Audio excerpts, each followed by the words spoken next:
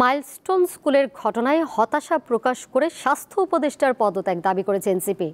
বুধবার চাঁদপুর ও কুমিল্লায় জুলাই পদযাত্রায় এনসিপি নেতা হাসনাত আবদুল্লাহ বলেন, ডক্টর মোহাম্মদ ইউনূসের স্বজনপ্রীতির সবচেয়ে বড় উদাহরণ স্বাস্থ্য উপদেষ্টা নিয়োগ।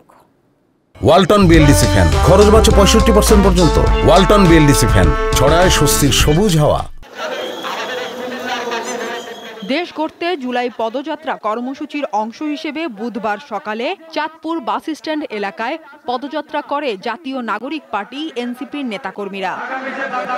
এ সময় এনসিপির দক্ষিণাঞ্চলের মুখ্য সংগঠক হাসনাত আবদুল্লাহ বলেন, এই সরকারের কাছে অনেক প্রত্যাশা ছিল, কিন্তু দুঃখের বিষয় এখনও স্বাস্থ্য ব্যবস্থা ও আইন শৃঙ্খলা ব্যবস্থা আগের মতোই রয়েছে। মাইলস্টোন কলেজের বিষয়ে ক্ষোভ প্রকাশ করে তিনি স্বাস্থ্য উপদেষ্টার পদত্যাগের দাবি জানান।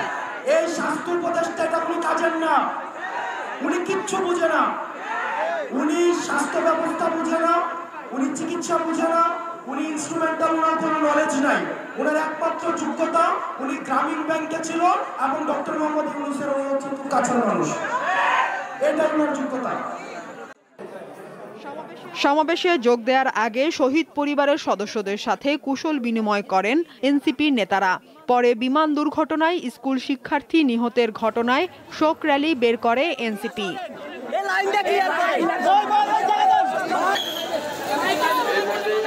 চাঁদপুরের পর কুমিল্লা নগরীর টাউন হল মাঠে এনসিপি জুলাই পদযাত্রা কর্মসূচি পালন করে। সংক্ষিপ্ত সমাবেশে নেতারা বলেন, ফ্যাসিবাদের বিরুদ্ধে লড়াই এখনো শেষ হয়নি। গতকাল যখন ঢাকায় আগুনে পুড়ছে তখন সেখানে আওয়ামী লীগ আসছে আলু পোড়া দিয়ে খেতে।